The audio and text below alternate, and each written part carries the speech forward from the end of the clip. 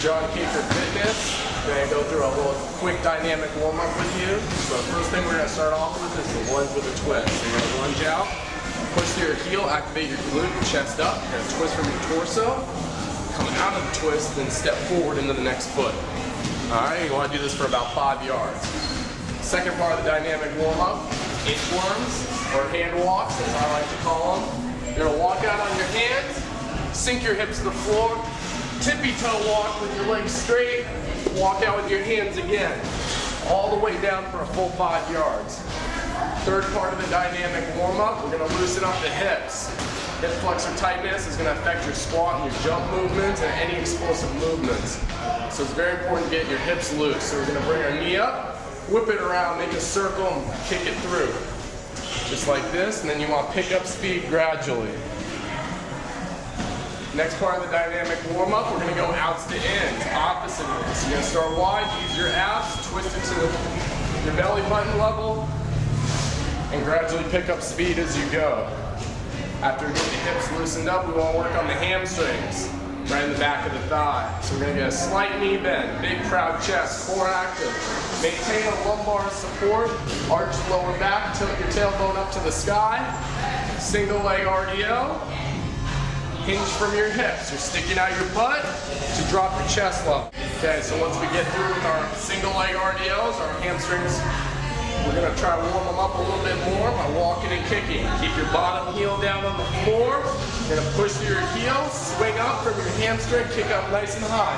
Opposite arm, opposite leg. You want to be explosive with this movement.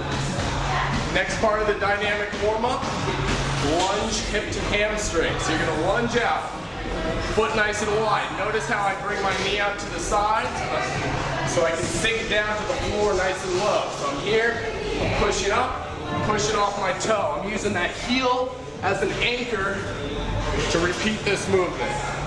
After we go through this, we're going to do the reverse lunge overhead reach.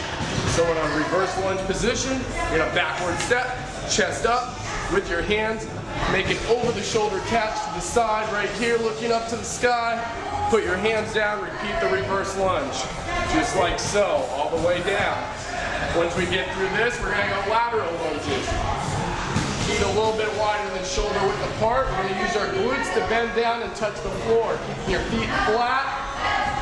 Tap, tap, front pivot. Tap, tap, front pivot. Tap, tap, front pivot. Last part of the dynamic warm-up.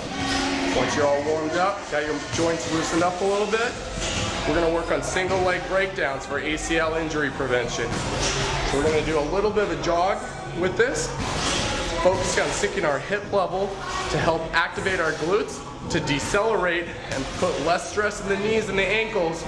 Try to use our glutes. Your glutes are the biggest muscle you got, so why not use them to help you change direction? So, I'm going to start like this. Notice my hip level. When I go down and decelerate, my hip level is going down as well. Just like this. So I'm here. I push off by sinking my hip level. I push off by sinking my hip level. Do I get 4 with each side? If you do it right, you should feel a good pinch in the activation of your glute. You should be able to accelerate through that single leg push off. Try this dynamic warm up out for injury prevention. If you have any other questions, visit www.jonkaker.com.